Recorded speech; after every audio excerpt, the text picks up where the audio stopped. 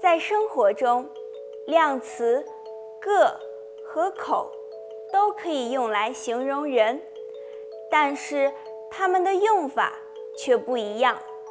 和我一起看看吧。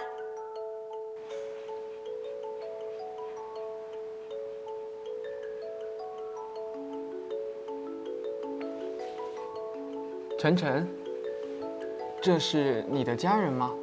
是的。你家有4口人吗？对，我有爸爸妈妈和一个弟弟。你家有几口人？我家也有4口人，爸爸妈妈妹妹和我。我们家里都有4口人。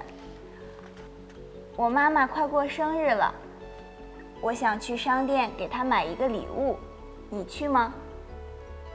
我不去了，我要等一个朋友。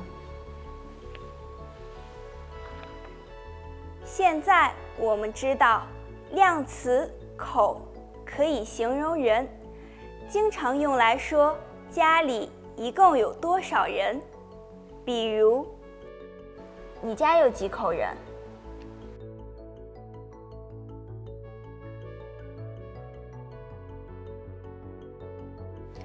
我家也有4口人。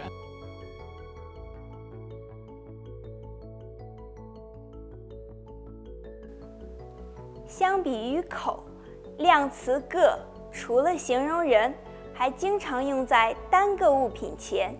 比如，对，我有爸爸妈妈和一个弟弟。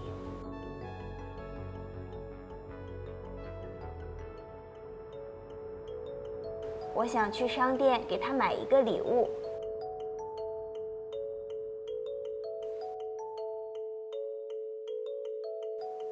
你学会了吗？